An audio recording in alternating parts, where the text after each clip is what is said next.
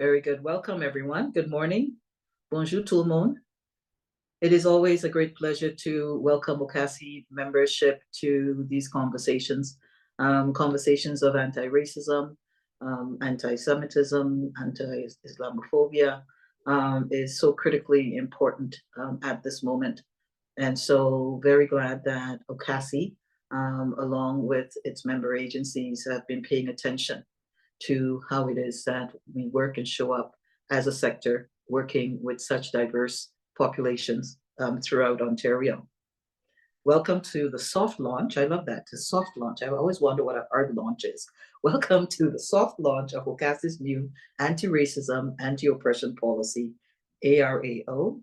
This is the first of two sessions. The next session will be held next week on November 22nd at the same time. A few housekeeping before we begin, and while our other colleagues are joining us. If you need technical support, if you're having any technical questions, please use the chat feature, which is at the bottom of your screen, to communicate directly with our co-host, Adel Morheb or Marta Oriana. So you can just say, Marta or Adel, please help. Please remember to keep yourself muted during the session to minimize background noises.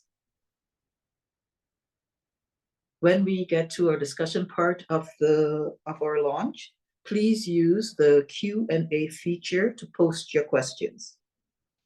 Please don't post questions in the chat. You can feel free to use the chat to talk with each other, but for questions, please use the Q&A, which again, at the bottom of your screen. This is what we will be using to ask questions to our panelists and our moderator. And once again, please feel free to communicate with each other in the chat, beginning with introducing yourself. Let us know who you are, which organization you're from, and where in the province you're located. We will be conducting a poll at the start of the session, and this poll will open up on your screen, and it will be in both English and French. For French interpretation, the session itself will be conducted in English.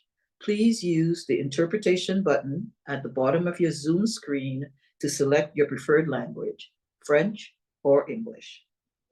The PowerPoint presentation used in this session will be written in French and English.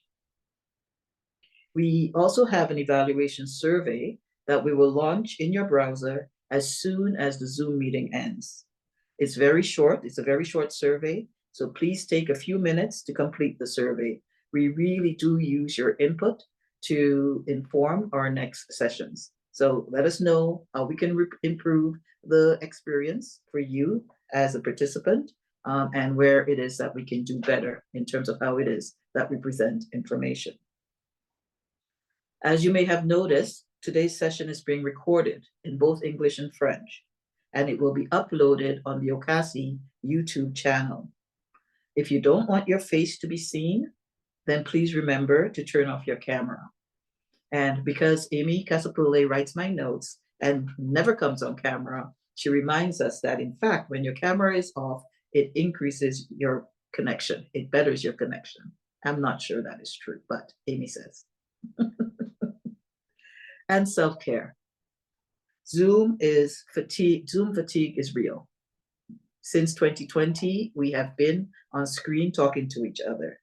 So do what you need to do to take care of yourself first. Stay present and be attentive to your body and your emotions. And then last and most important, I acknowledge the traditional territories of the peoples of Turtle Island.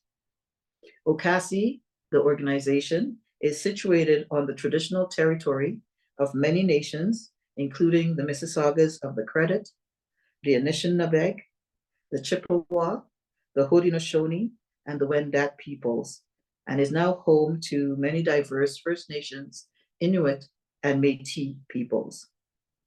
The territory is the subject of the Dish with One Spoon Wampum Belt Covenant, which is an agreement between the Haudenosaunee and the Ojibways and allied nations to peaceably share and care for the resources around the Great Lakes. We also acknowledge that Toronto is covered by Treaty 13 with the Mississaugas of the Credit. And for me, especially during this month of November, when we pay attention to women's history, and especially this week, as we amplify the issues around gender-based violence, I personally want to commit to continue to walk in solidarity and to lend my voice in support of the work of my Indigenous sisters as they call for recognition and redress to the untold numbers of missing and murdered Indigenous women and girls. Let's take a moment and just think about the land where you are located at this moment.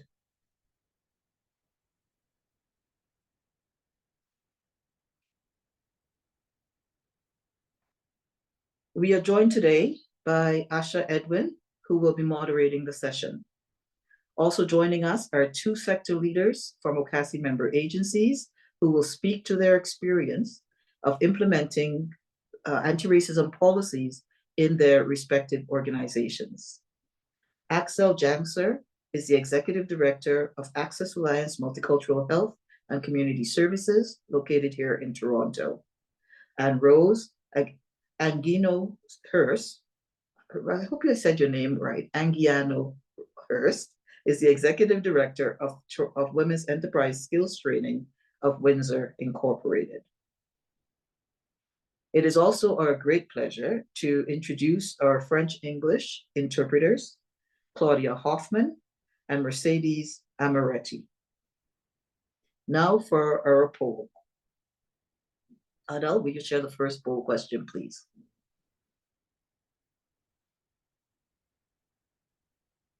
What region are you in?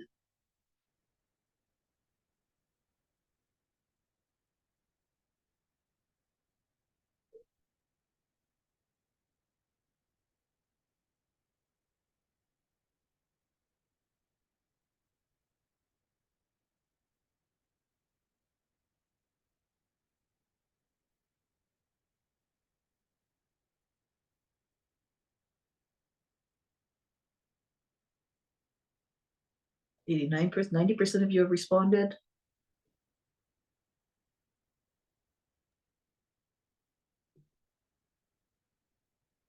Debbie, if I may, Amy has asked everyone to answer in the chat what you're the region you are from or are you in? Yeah, just because the question says yes or no. Yes, I was wondering why you said yes or no. So yes, so please put your region in the chat. Thank you, Asha. So 93% of you answered. So please put your question, your answers in the chat. And I will go in and see what it is that you've been saying.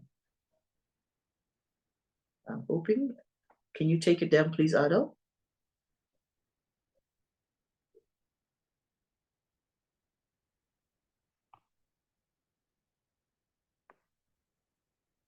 Can you see the chat? My apologies. Is the poll still showing? No, it's down. Oh, okay. Yeah, people are writing their answers of which part of the province they're fine. Poll number 2.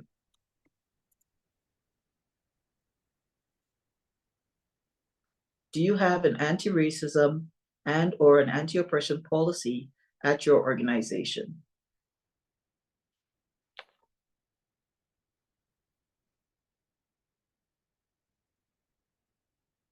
Yes, no, in progress, not sure. Another 30 seconds or so. Wow. It's looking like there are 72% of you have an anti-racism, anti-oppression policy, and 17% or 5 out of 30 have something that's in progress. That's very encouraging. Very, very encouraging to know that in the sector, we're all on this journey together. Thank you. You may end the poll.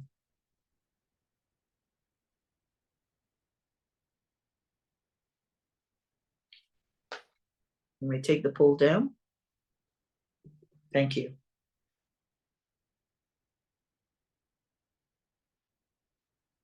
And just before I pass it on to Asha, brief background and context. Anti-racism and anti-oppression, as I said at the top of my remarks, is a priority for OCASI as a council. And we know it is a priority for you as member agencies, as this poll has shown. We very much hope that our collaborative efforts as the council will have a broader influence on the immigrant and refugee serving sector here in Ontario and beyond. We started our work on updating our anti-racism, anti-oppression policy more than a year ago. The kit you will see today is the outcome of a truly participatory process. The work was guided by an advisory committee of 14 people from OCASI member agencies from across Ontario. And they came forward through an open call we sent out to member agencies. I would like to take this time to thank the advisory for their critical engagement and for keeping us grounded and focused through this process. This feels like a document from the sector because you played such an integral role in its development. You can find the ARAO kit on the OCASI website in English. The French version will be uploaded as soon as the translation has been completed. Also, on the website will be the link to this session and next week's session. We know that as OCASI member agencies, you've been thinking and working on advancing racial equity within our respective organizations and across all areas of work. And many, as you've just said, have anti-racism and anti-oppression policies in place. And I want to say this is especially important.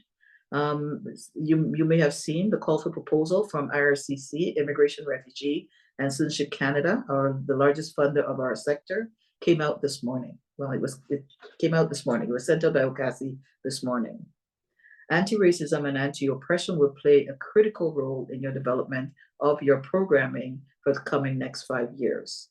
Using government speak of gender-based plus analysis, this proposal will call for you to be able to speak to how your work addresses GBA, gender-based plus role, or an anti-racism, anti-oppression focus in your work moving forward. To that end, we invite you to share any resources that you have, the policies that you've already developed, best practices that you've put in place. We're looking to create as OCASI all of the policies and kits and other resources around ARAO that already exist within the membership. Send us the link to your policy. And if there isn't yet a link, send us the policy and we will upload it. We think that it's important for us to continue to build a resource market of policies and other resources that will be helpful to all of us moving forward as a membership. Now, and you can email your policy and your link to policyevents@ocasi.org. Policyevents@ocasi.org. It's in the chat. Now, I would like to introduce Asha Edwin, who will be presenting the ARAO kit and moderating this session. Asha Edwin of Ashare has been working with OCASI on a number of anti-racism initiatives, including an anti-racism environmental scan with member agencies, moderation of an anti-racism webinar series, and now development of the new anti-racism, anti-oppression policy and resource kit. Asha, the floor is yours. Thank you, Debbie. Good morning, everyone. I'm just trying to get the chat open. Awesome, perfect. So I will, can everyone hear me? I hope so. Just a few things before we get started. Good morning, welcome. As Debbie mentioned, I invite you to take whatever time you need to settle into this discussion. Notice any exits if you do have to leave. And of course, please write in the chat if there's any issues with sound or your technology. So for this session, we've tried to make it as accessible as possible. The presentation is in both English and French, and I'll explain it as we get into it. But we have tried to make it so that folks following along or joining will be able to move with us throughout the slides. So today I will briefly go over, awesome, thank you, Jennifer. We'll go over some of the key elements of the kit.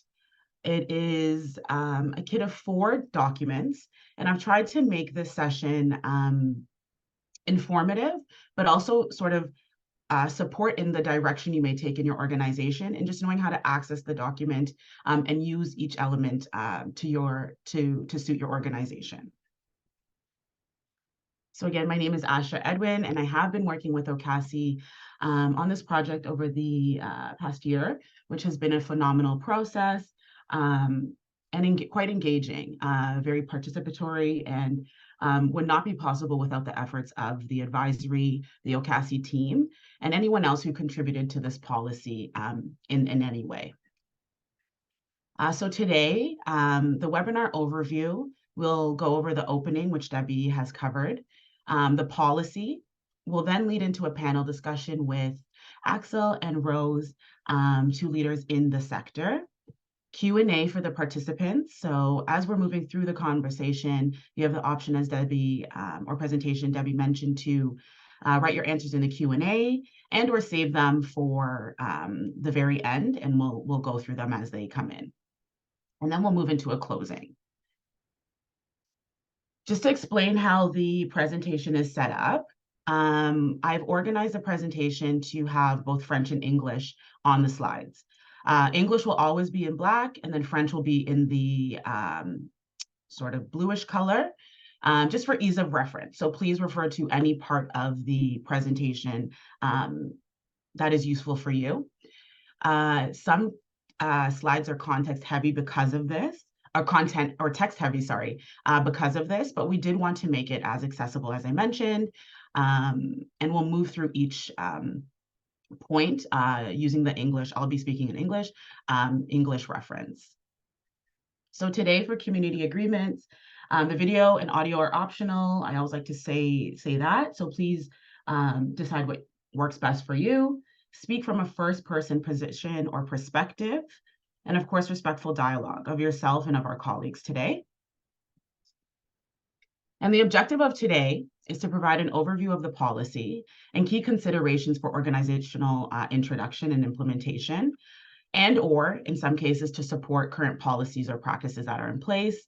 If there's any revisions, how this might be useful as part of that process. Discuss firsthand policy implementation experiences from our panel of leaders in the sector. And of course, consider how your organization can implement a new AR/AO policy and what may be required to ensure practice across all levels. So we'll get into the recap, just the policy and a recap from the AGM for those who didn't make it or were unable to watch the session if it's online. So at the AGM, we just went over, we had a 5-minute presentation to go over what the policy sort of looks like and the process we took to get there. So it's a recommendation from the environmental assessment that was done in 2021. It was steered really by a 14-member advisory, which I speak to, admire, and really appreciate for their contributions. It was a policy review of the full policy and then an extension of that with the kit. So we looked at policy language, we looked at an intersectional lens, and we updated the references. And then of course that led to the policy development, which is what we call the ARAO kit, which contains 4 documents, supporting documents. So the kit, so we'll go over, and as I mentioned, we've had to break up the presentation. So the anti-racism kit includes 4 specific documents you can reference: the policy, the overview. So the policy is something that organizations can adapt or adopt to fit the organization. We've been discussing this since its inception, really, of the advisory and the work to its final distribution. An overview of the policy provides background, contextual information about its development, processes, intended uses, and application.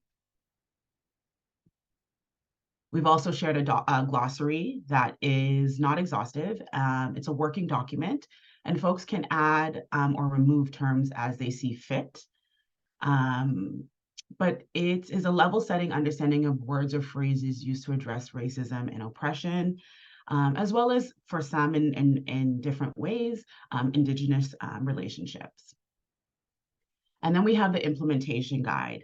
This guide really aims to support agencies and plan for introducing the policy and provide some information for implementation, such as examples, consistencies across the documents, how to reference the documents, and really is accumulation of all the work that's been done, but also to make it a reflection of really what Debbie had spoke to earlier about it being a reflection of the voices in the sector.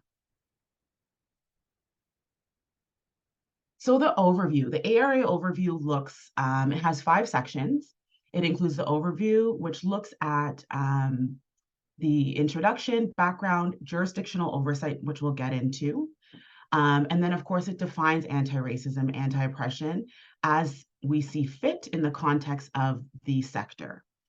We go over the purpose, goal, and scope, intersectional lens, which is a sort of founding lens or framework that we'd like to refer to, looking at a feminist lens. And I'll speak to how that applies to the larger policy and the intended use and purpose, and what we invite organizations, or the invitation to organizations to apply this lens, policy integration, and then, of course, the pillars for consideration. And these will really support organizations in aligning policies, current policies, or this policy with other practices in their organizations.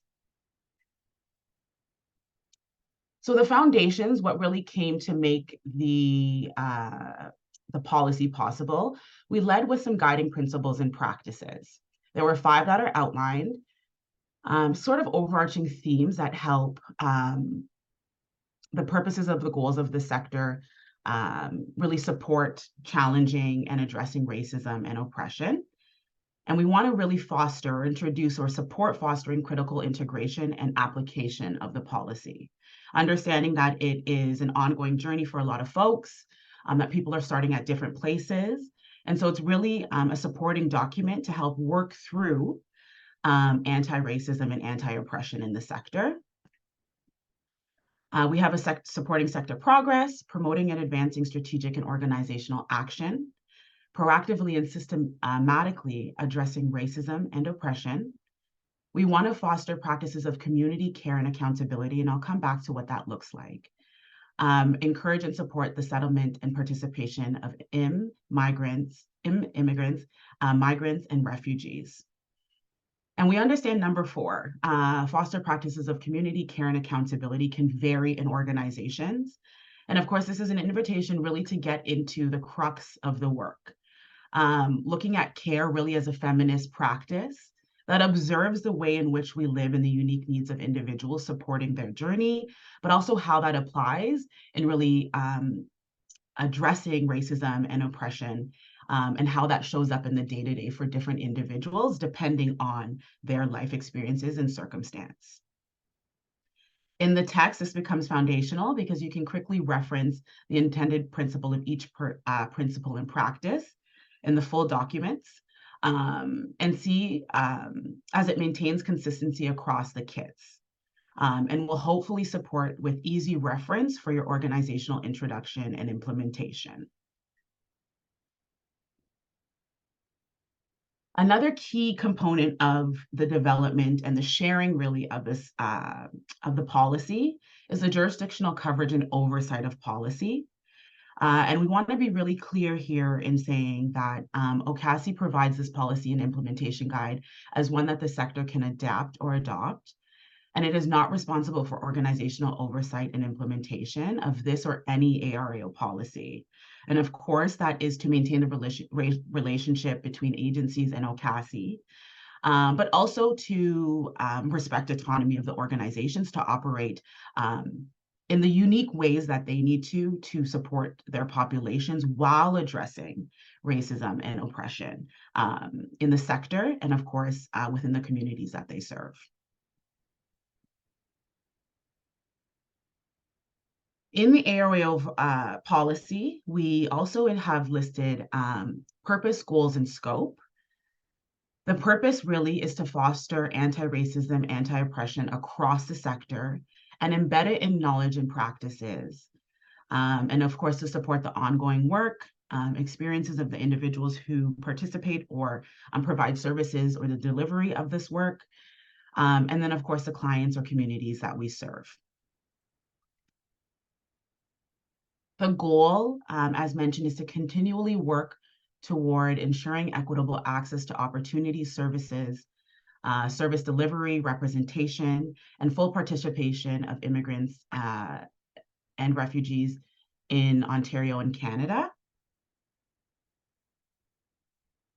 And the scope really focuses on anti-racism and anti-oppression across the sector. We hope also that this aligns with organizational work. When you come to the guide, and that was an overview of just the policy creation. Now, when we come to the guide, it builds on the overview by moving us from intention to action, the development of a policy and guide. So what that looked like, the process by which we sort of took to get there, what it means to reference the ARAO policy, considerations for introduction, a guide for introduction and implementation. So we've also developed a step-by-step guide for introduction, a step-by-step guide for implementation, and then some guide samples. Of course, we understand that every organization or agency is unique, and this is only a reference. And so we've been very specific to name it a guide. It is not the only thing that you can follow. It is not it can be a blueprint, but it also just may be a reference for organizations. And then sample best practices. And so we've just compiled a few of them. And of course, there may be some more. And a conclusion as to really wrapping up the implementation guide and thanking those who participated in creating it and supporting its creation. Wonderful. So with those overviews, there are some consistencies to support planning, which is the kit. So this really speaks to the organizational plan to adapt or adopt. So in the process of referring to the documents, what the organization intends to do. And this can be a discussion with a committee, it can be a discussion with leadership, but figuring out where we are in the process and how we'd like to use this guide. Identify and update in-text language and resources. So in the text, we've highlighted specific areas that really call the organization to action, where you can identify where to insert your organization name, but also any resources that are specific to the organization. So any in-text links to, for example, other policies, any online resources that you may have or would like to reference, or any other resources that may be of value to leadership and staff or clients as it relates to ARAO. The kit also includes guides and examples, which was important for some folks. And then pillars for consideration and policy alignment, which I think is a critical component of the kit.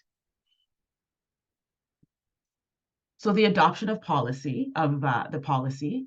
So members who adopt the policy will use it without making any changes to the policy or document, with the exception of updating your organization and resources. And obviously the organization will decide what is best suited for their purposes.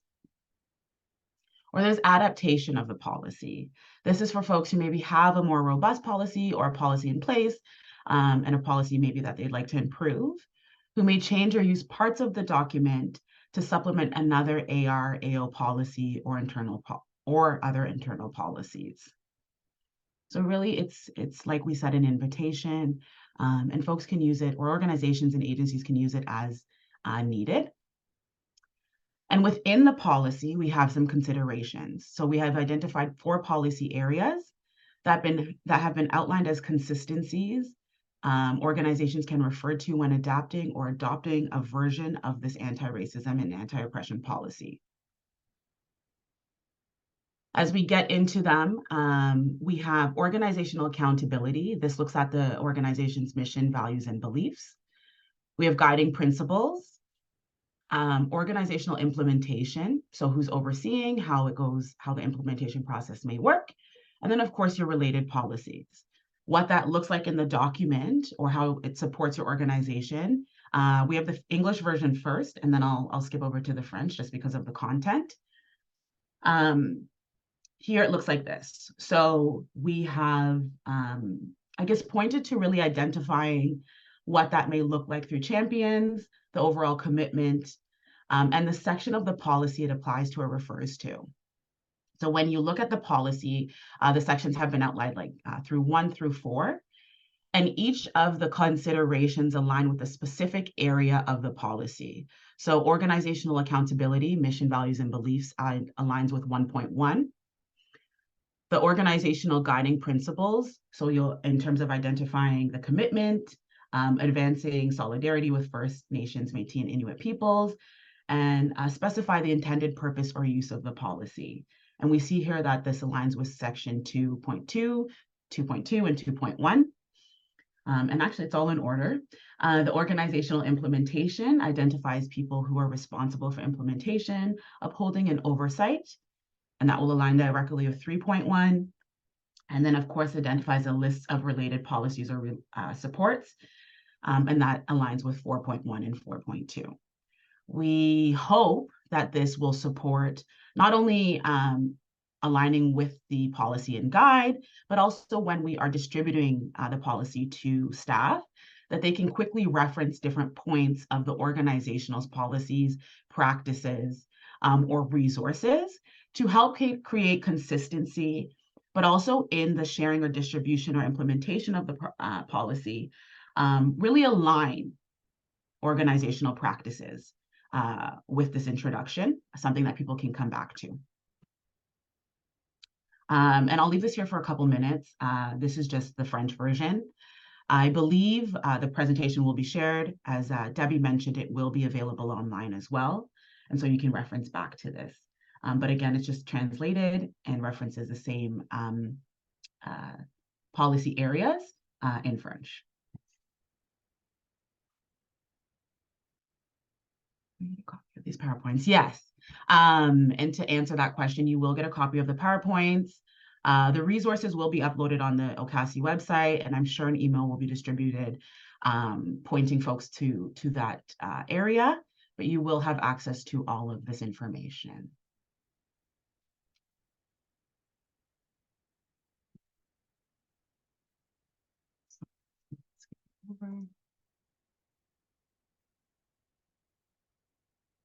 Great.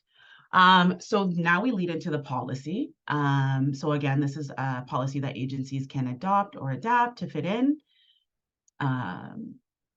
We have the organizational accountability as the sections are outlined here. We have the actual policy, the application of the policy, which speaks to how it might apply, use of policy, as well as supporting resources, which the organizations can align their current practices or policies to, or any other policies. Within each section, so I'll just go over each section if you are writing any notes. Organizational accountability speaks to the commitment, that's point 1. Section 2, the actual policy speaks to the purpose of the policy, as well as the policy statement. Section 3, application, implementation and oversight, so the responsibility.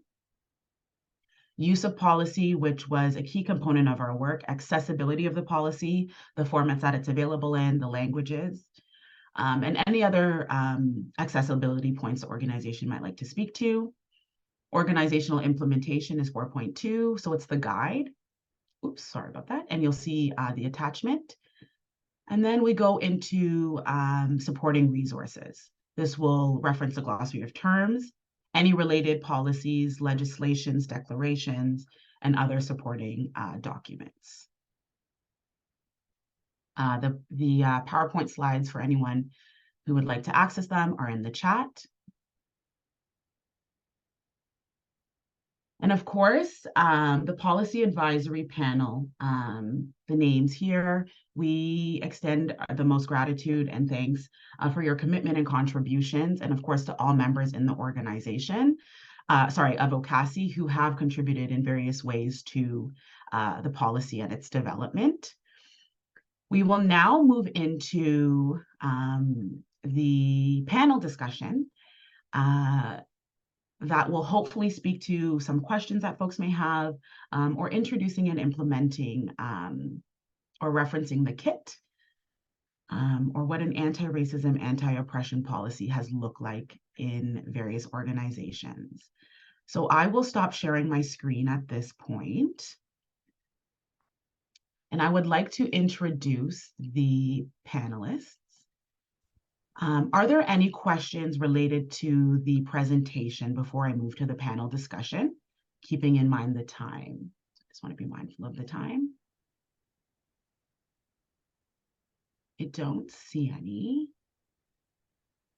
Q&A, perfect. So if you have any questions, of course, use the chat and we'll come back to them. So to get into our panel discussion, which I think is going to be very helpful and interesting, I'd like to introduce the two panelists.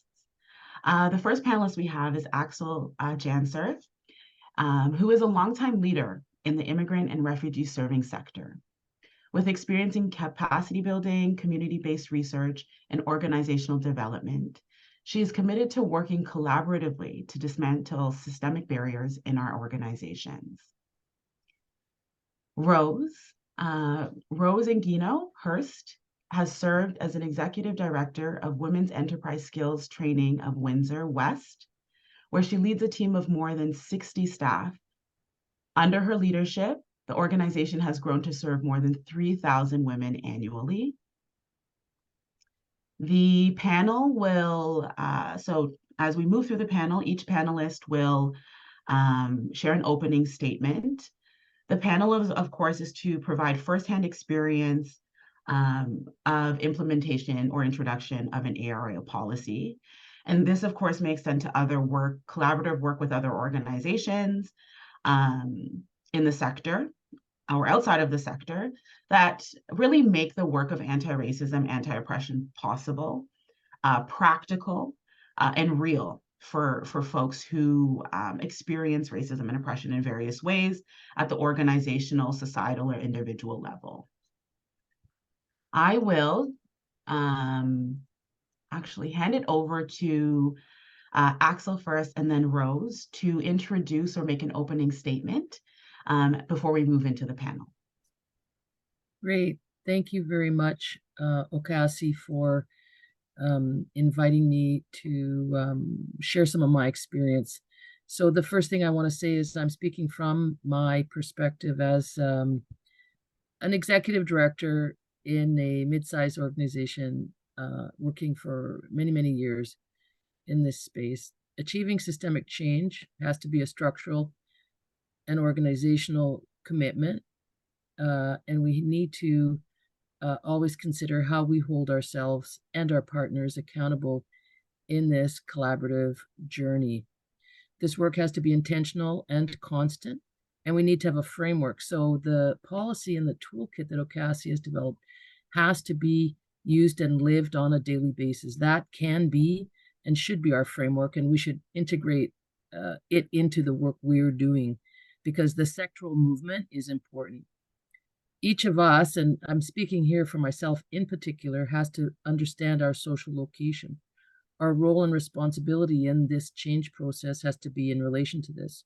So my role and responsibility in terms of expectations and actions are very different than that of my colleagues. So for example, I have a responsibility to use my power as a white dominant culture sector leader to advocate for systemic change and to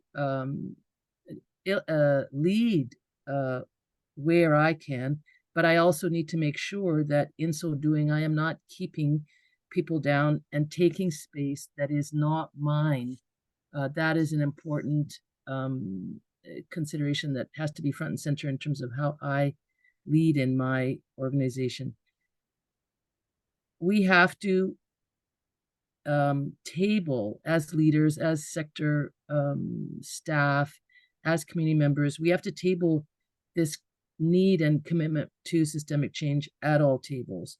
people sometimes get tired of Access Alliance. Oh, there goes Access Alliance again. Geez, they always bring this stuff up.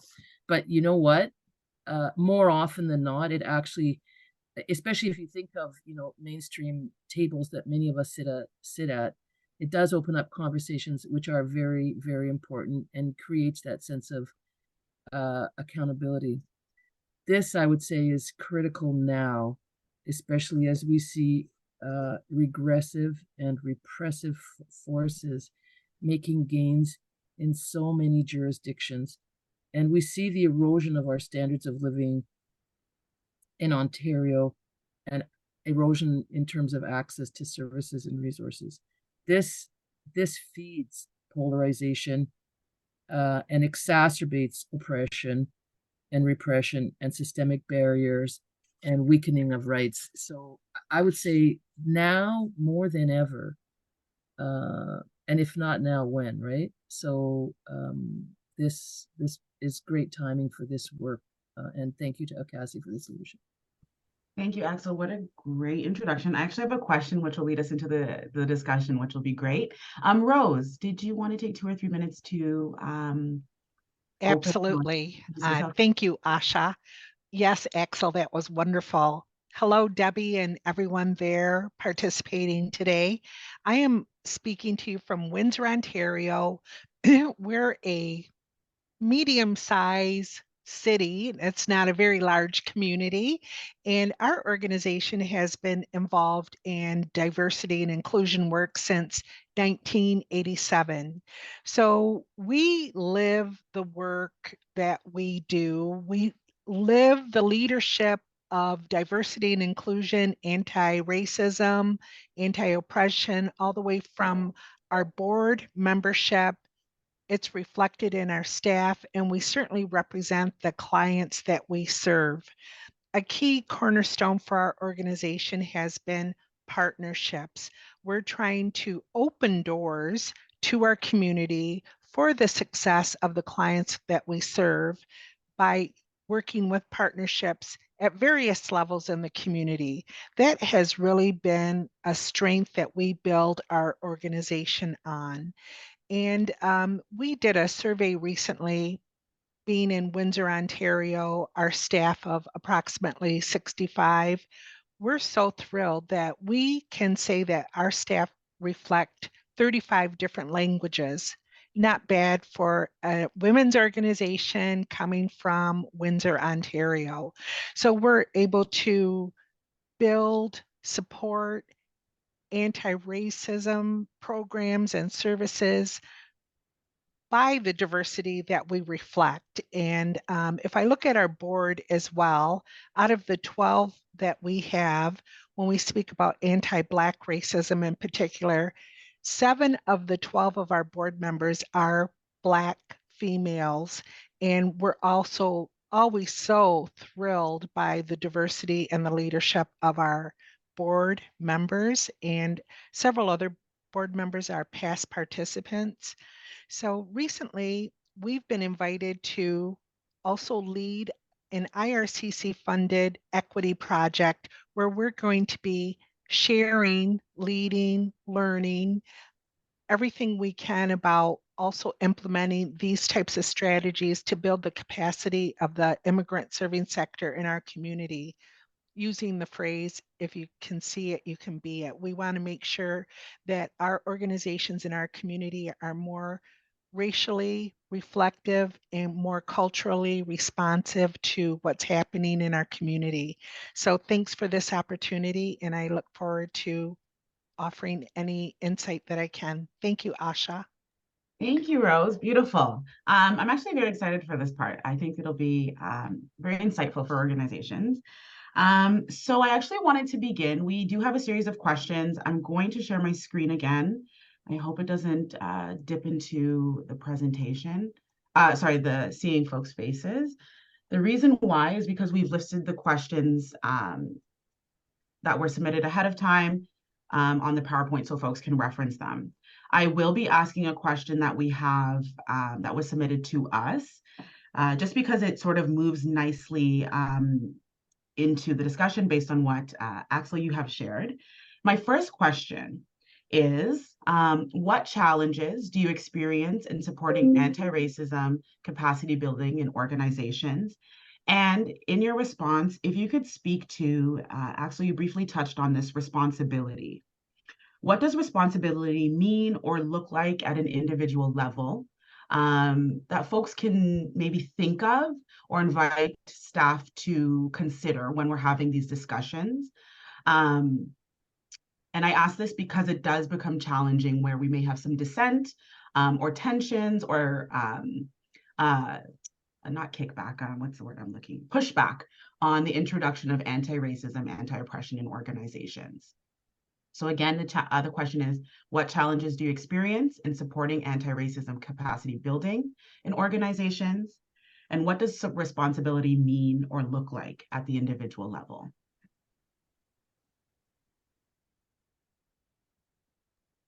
Did you Axelle? want me to start? Yeah, I was going to say, if you could Oh. start. Yeah. So, you know, I mean, I think there's a couple of aspects to this. So first of all, the issue is time. We have to, as an organization, be prepared to put in the time, which means we have to, this can't be done off the side of our desks. And especially if you want diverse and consistent engagement of staff. So this is hard because we work in a sector where we are constantly delivering on targets, delivering on services. And we're also working in environments where the communities we work with are very, very high need. And, sometimes it feels like we have to make decisions. So in terms of how we prioritize and where we put our time.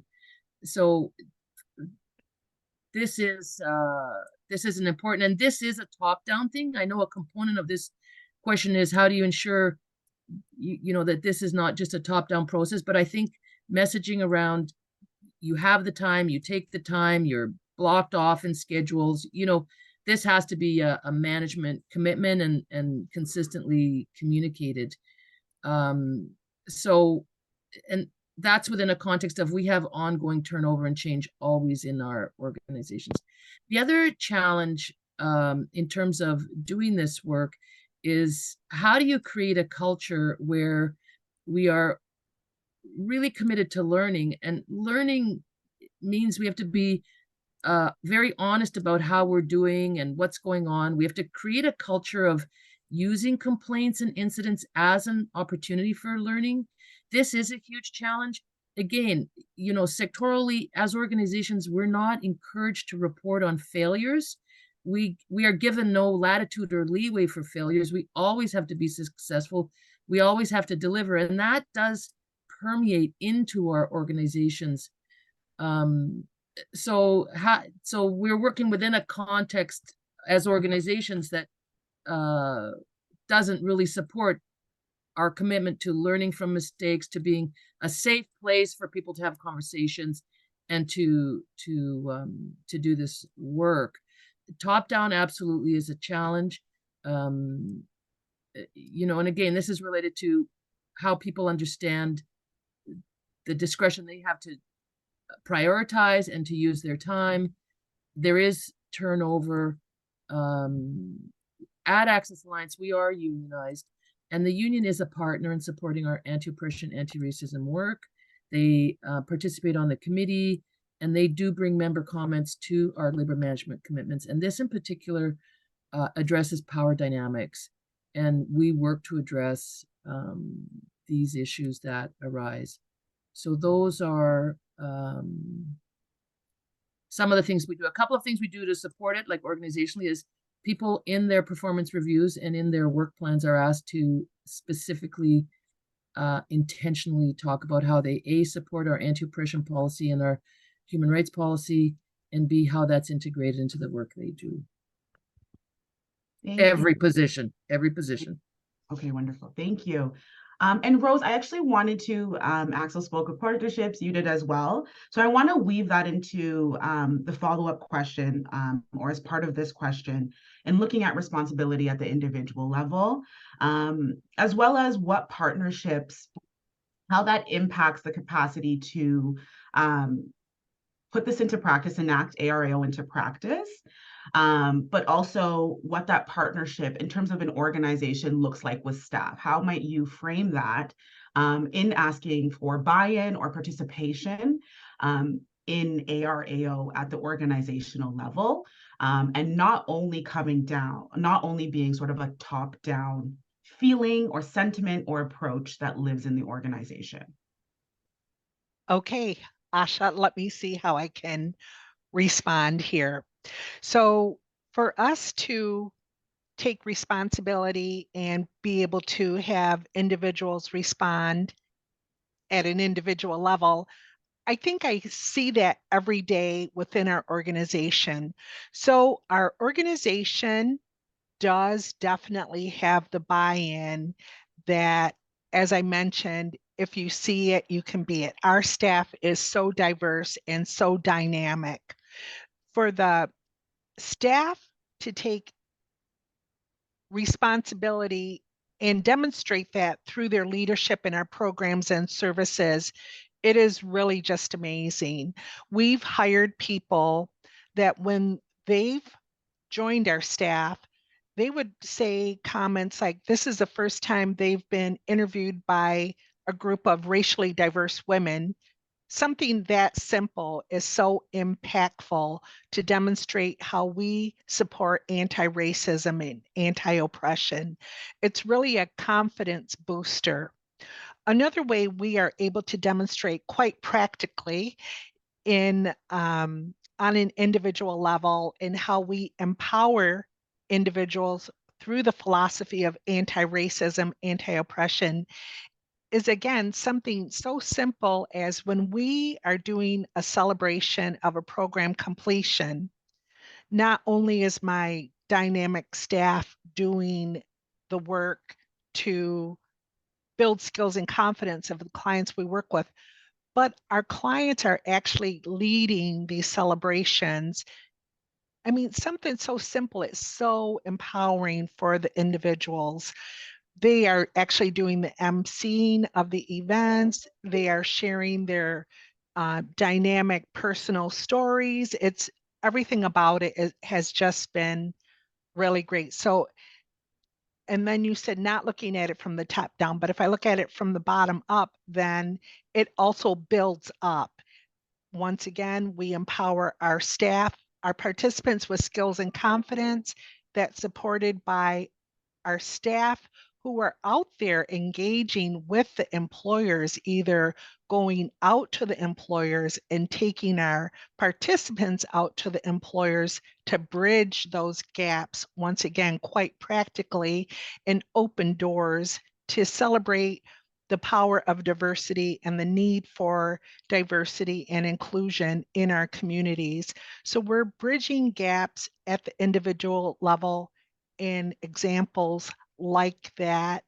And we're also starting to do training. I mean, employer education is a foundational object of our organization. So we have been engaging in employer education since 1987. It just continues to grow. We're finally being acknowledged and more respected for the work that we do, celebrating anti-Black racism, anti-oppression. People know when they work with West, those are some of the partnerships that we will build. Thanks, Asha. Thank you. I think you both provided such great responses. I really do love the perspective and insight through both. And just for folks, I've actually decided to post the questions in the chat, just not to distract from the conversation, but also I'm going to be responding and weaving in some of the sharings from the panelists. So I think what was important out of the response and what I sort of took from it is really how we build in and live out, which both of you spoke to, our policies and practices. So for example, Rose, it's been built into the recruitment process, and that has been very impactful for individuals. But it's also a demonstration of how we live out our policies at the leadership level or the recruitment processes. And then also speaking to community engagement, what that actually looks like from maybe a bottom-up approach. With that being said, My next question looks at how do you address competing points or view and or interest around issues of race and discrimination in the organization. We provide the context of the current crisis in Palestine and Israel, and or any other example that you can speak to, but we did want a sort of a topical issue that may really help with participants really contextualize or think about what this might look like in practice.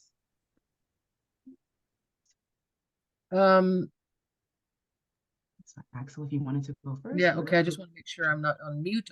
Okay. So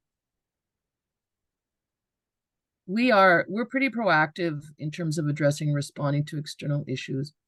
We're also very diverse at Access Alliance as well. And Rose, it's I would say you know, in Toronto you have to be diverse. If you don't have diverse staff in Toronto, it's because you're actively working against it. I would say your success in Windsor is outstanding and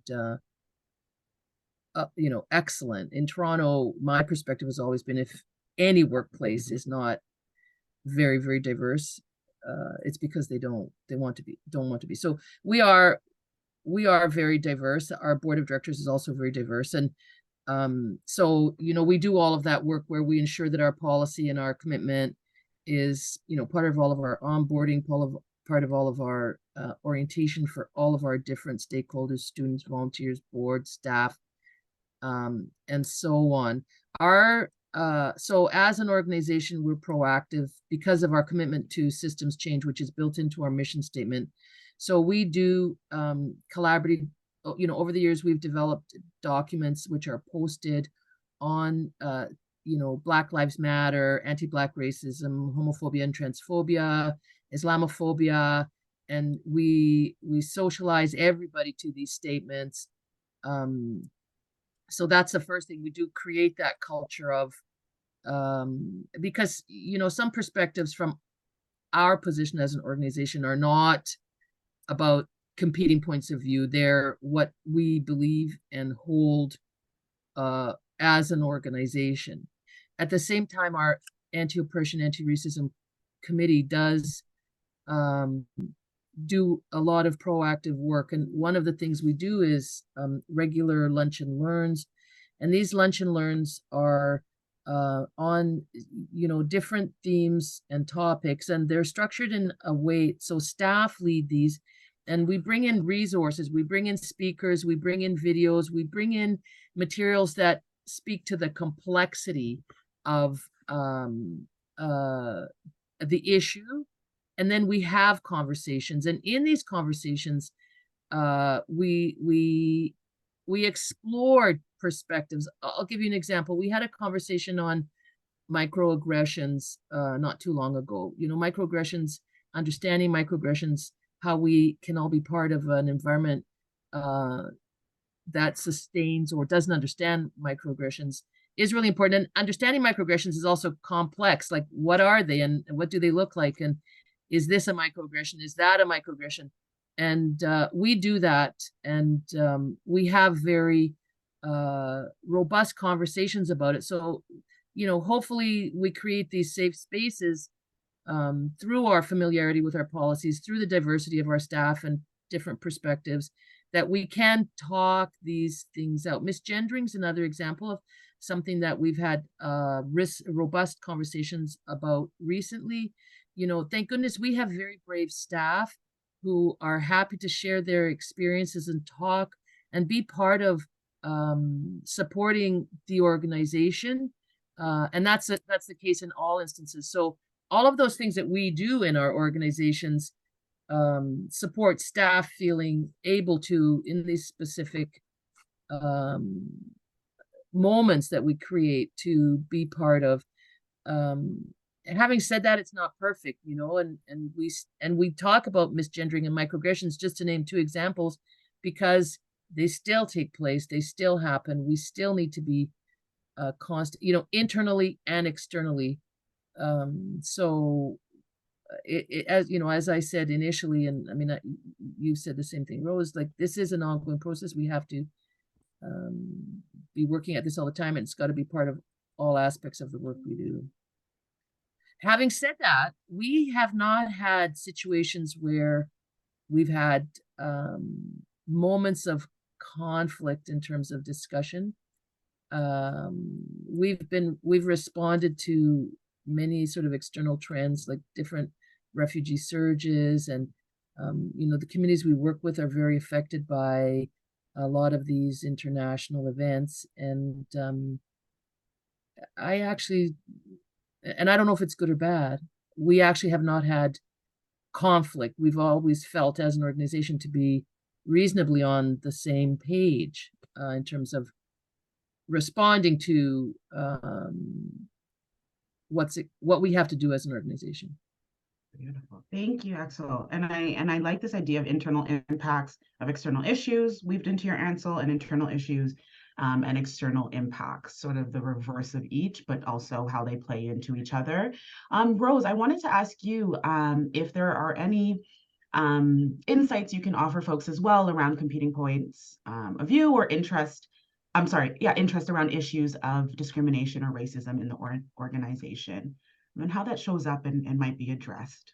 Okay, well, in our community, Axelle, thank you for recognizing the size of our city and how diversity is expected in Toronto, and we work for it here in organizations and cities our size for sure. So in our community, while all of our service providing organizations, of course, are open and we serve all of the eligible clients and everything, what the trends that we see and we don't really have control over is certain populations tend to go to certain organizations. So that will depend on immigration trends for sure and all of that. And it's also done by referral from other participants, sharing word of mouth where they're going to offer to take services at different organizations. So I also like what Axelle said about offering a safe space. So recognizing that so many of our participants and our staff come from such diverse places, communities, situations, family and friends, all of that. We do also provide a safe space. We definitely promote that we provide a safe space. So in implementation and practice, as executive director, I am saying we provide a safe space for our clients, our staff to be able to express certain feelings and situations. Now, as an organization, I might not be the one out there in the protest or the marches, but we know our participants are out there. Whenever it was some of these local pro-Palestine marches, we know so many of our participants and even some of our staff were out there. But as an organization, I would have to defer to what my board would allow me to participate in. So we offer services to everyone. We try and be fair and open and encourage safe environment to everyone. So we're always learning and growing. Also, we also did make statements, however, when the anti-Black racism statement, like that's on my webpage. So in certain cases, we do make certain statements, and that's all directed by my board when it has to be. Thank you. Thank you. You answered a really important question that comes up often is, and you spoke to this around expectations, because as an organization, that's often challenging to navigate, really to navigate and address, because there will be so many expectations from staff, from community members. But also, both of you spoke to this idea of expectations around diversity. And this is something that has come up quite a bit in the development, is around how do we invite members or agencies to sort of uptake this ARAO, who are in smaller or less diverse communities, who don't see the relevance necessarily of this work that we're doing as it plays out in the organization. And in any way, I'll wrap up with the final question that we have and then move over to the Q&A to save some time for participants. But around expectations, how does the organization navigate that? And really, how can organizations speak to that when they have demands from so many different people around when you make statements, which statements you choose to speak on, what that actually looks like or shows up like in our work, and perhaps how that may impact staff who are on either side, if you will. And then also to that point, we often hear that an organization has a zero tolerance for any form of discrimination, directly as a result, or in any other sort of manifestation, discrimination, racism, oppression. And so what does a zero tolerance policy mean? Especially when we're managing expectations of incidents or response. Yeah, Axelle, did you want to go ahead and speak on that first, and then Rose? Okay, that's huge.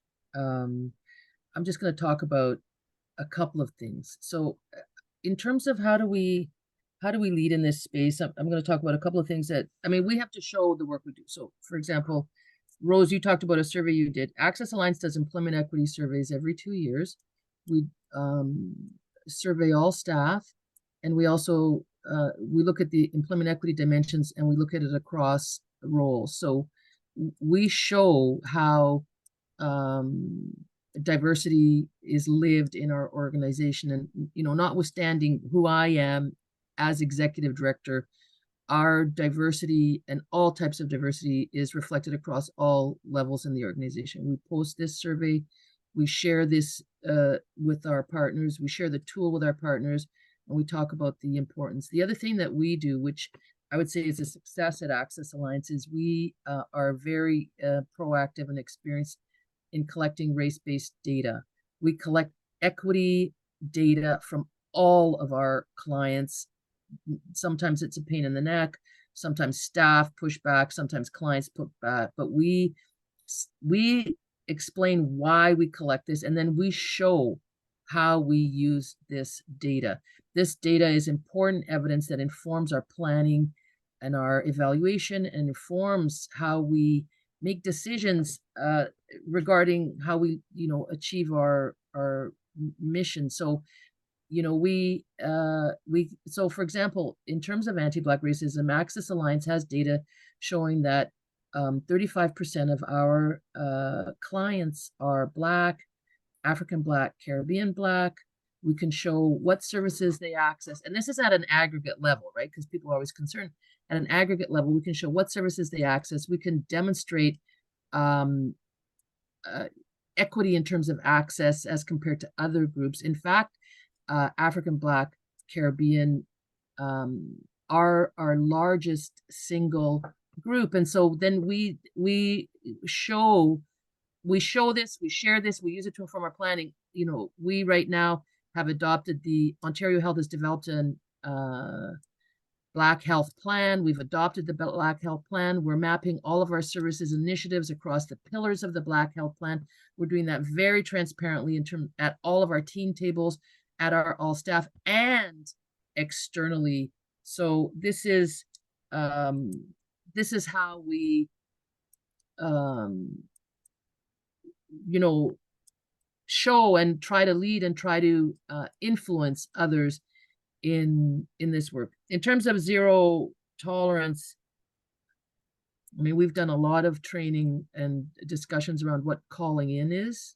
Again, it's part of how do we create a space where people can call in every single instance wherever we hear of it. And this is a very clear management responsibility. I mean, we support people to understand how to call in, but managers are very clear.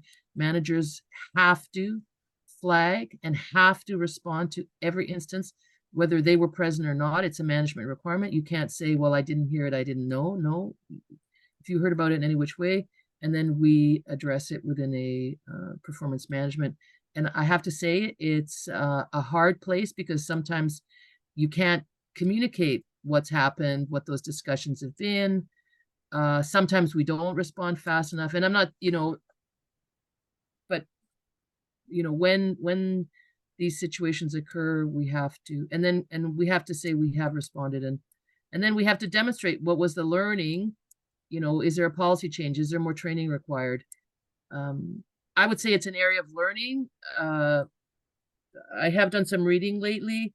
You know, if we understand racism to be violence against people, we don't allow violence, and we actually respond quite, you know, like I think about, let's say we have a client who's having challenging behavior. Our response is quite focused. We will remove people if we understand them to be a threat, like clients, for example. So how, like, we need to think about that in terms of our staff and other stakeholders, and in fact maybe be harder. Our response sometimes with staff is more supporting, coaching, lenient than it would be, for example, with clients. And so why is that? Like I'm sharing thinking that's going on in my head. Why is that? And how do we need to think about that a little bit better? And then that's got to be built into how we talk about these expectations with staff, volunteers, students, board. That was such a, thank you so much for that. I have a follow-up, but we have limited time. That was wonderful. That was wonderful around expectations, Axelle. I'll leave some time for Rose, and then I'll wrap it up and move to the Q&A from participants. Okay, I love listening to Axelle, so thank you very much, Axelle. From our organization's perspective, for discrimination or oppression and zero tolerance, of course, we do an annual review of policies, and then we have policies and procedures where we are monitoring staff performance. We have manager check-ins, either the executive directors checking in with the managers or the managers with the staff. And we do ask them in an ongoing manner to report any situations that need to be brought to our attention, of course, while they happen. And if not, when they happen, why weren't they reported? And we need to be able to be proactive and being better prepared to address issues that may occur in our community.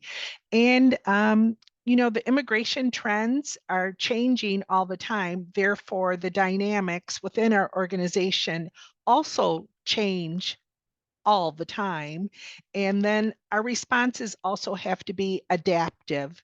And I still believe a zero tolerance, what does that mean? Well, we want to address the issue. We want to understand the issue and then have the best response to try and resolve the issue. I'll just leave it at that, Asha. Thank you.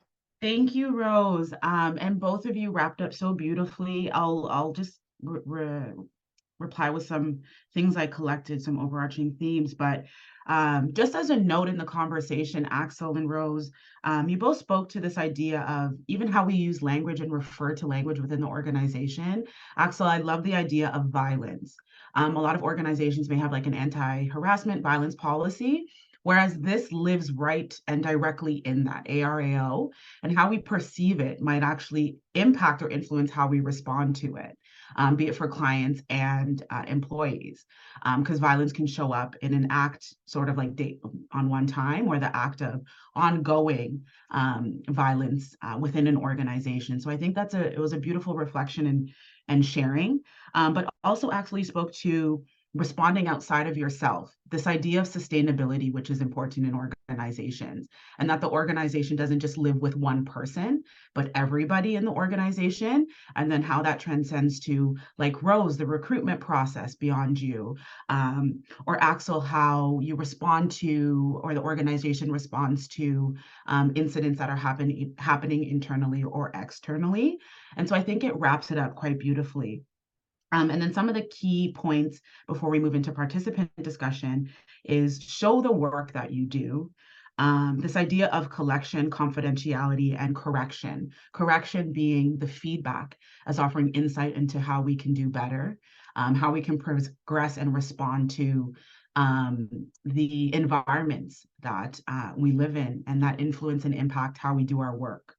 And then, of course, the preparation is in the work. So we're continually working and we're continually preparing are ways to better respond to incidents of racism, discrimination, and oppression that show up or manifest in sort of new, sort of traditional or familiar ways, or ways that are just that sort of come up as a response to incidents that are happening live.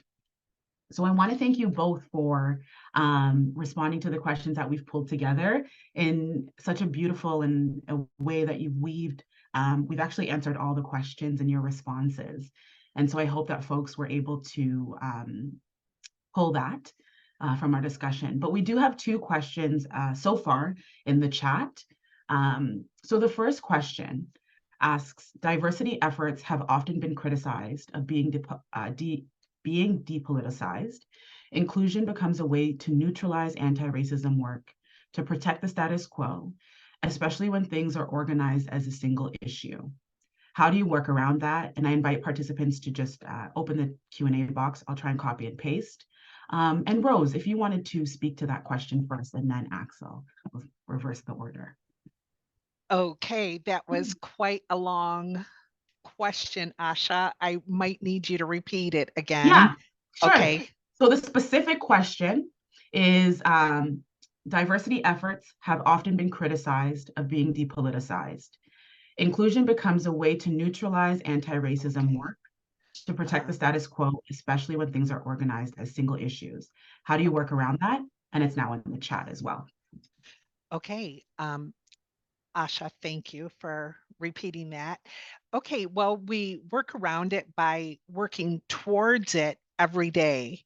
And our team is also the brand of diversity and inclusion, I would say, in our community. So when you work with West, you know that there's an expectation that the clients that you're going to work with us are from a diverse background. So that's very important.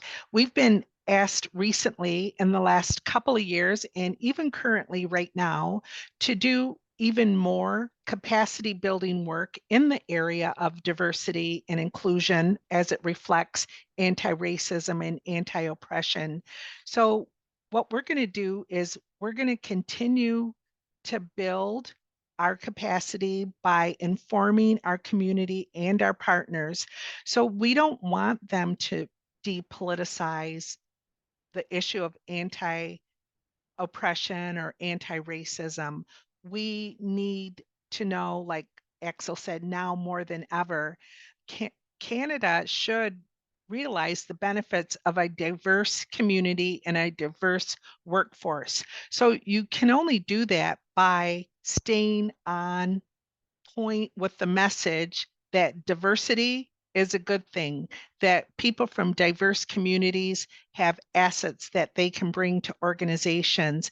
And that's building capacity, and that's building our cultural and racial responsiveness. So yes, we do not want to be on the side of depoliticizing anti-racism or anti-oppression.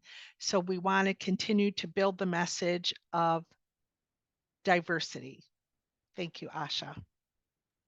I completely agree. You know, I think language is so important. And, you know, we don't talk, there is a whole movement now, DEI, diversity, equity, inclusion.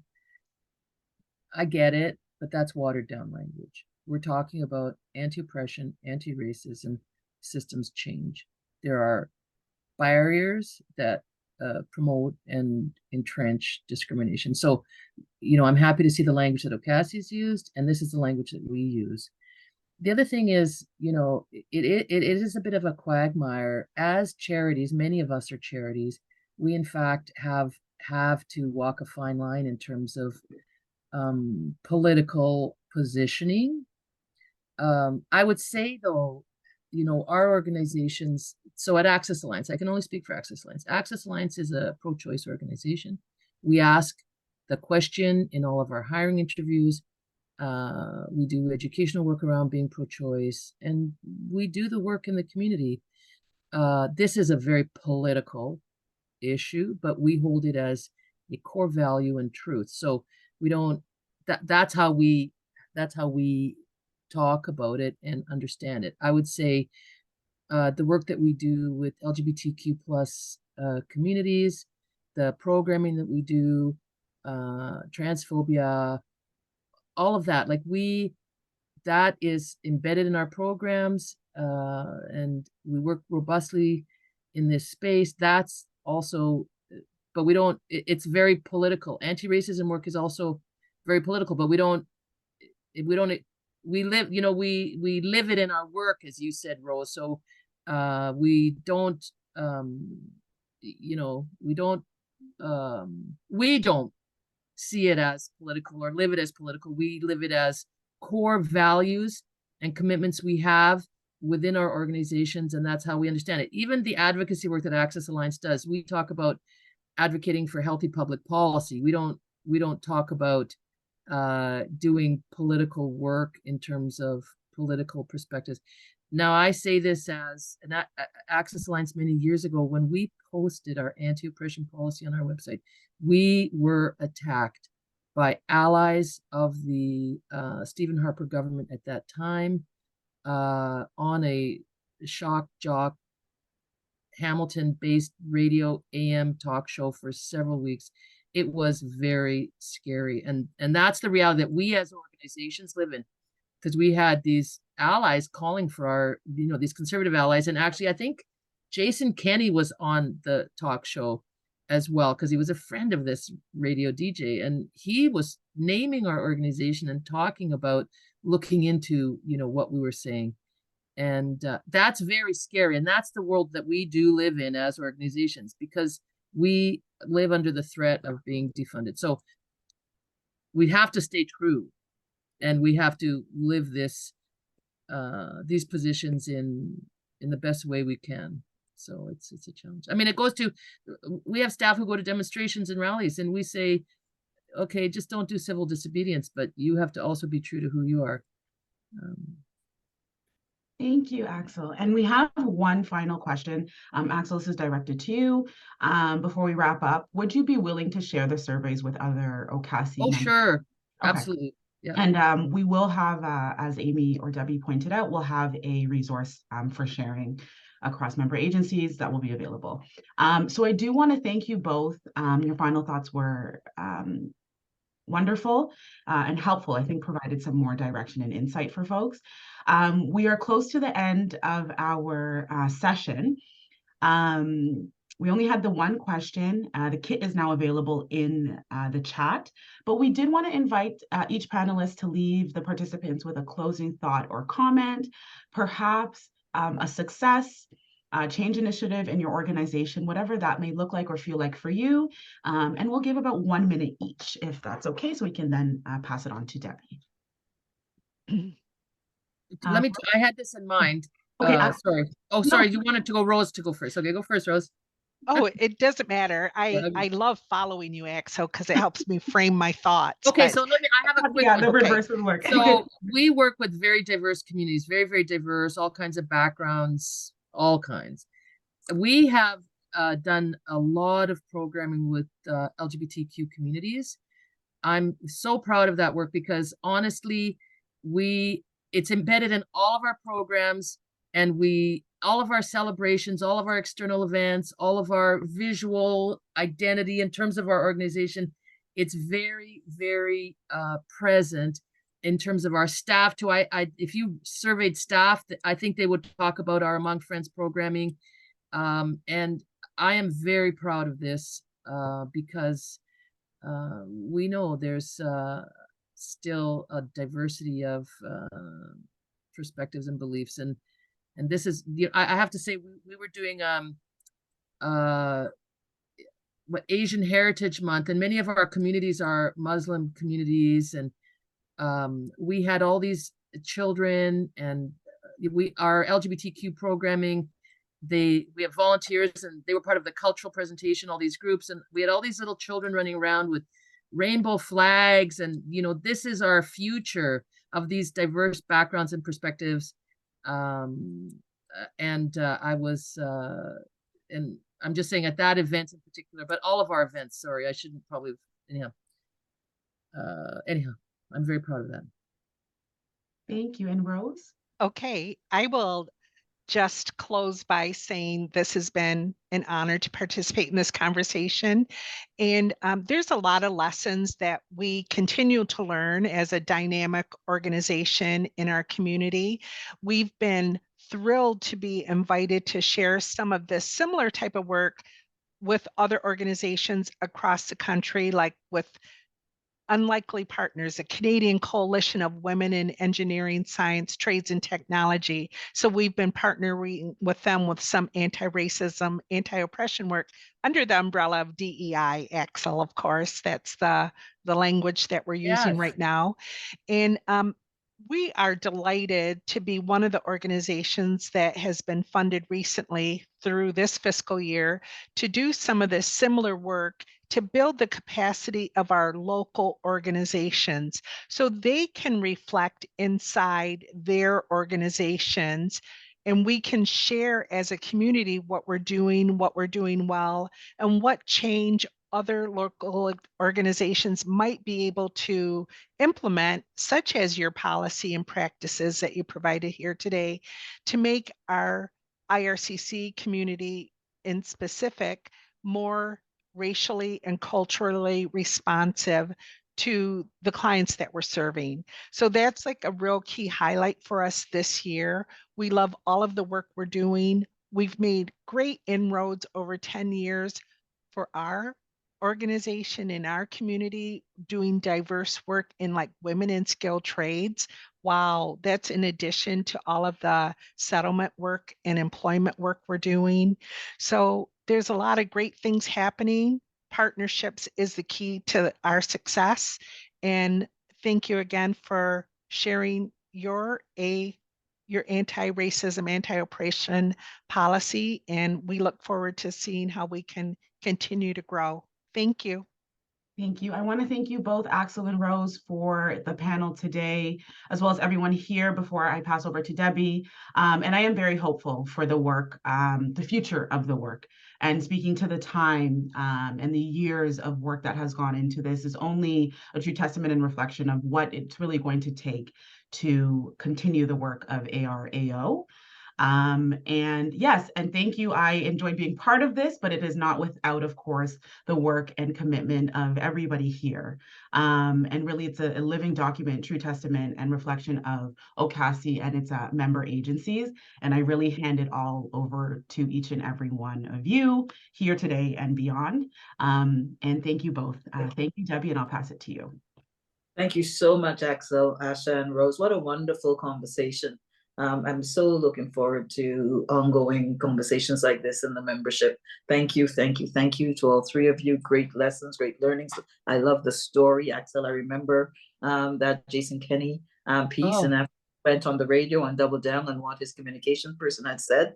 He then sent off a nasty letter to OCASI saying that yes, he will defend our right to do critical race theory, but he refuses to fund it. So I remember how difficult that period was. For access, as your name was all over the place.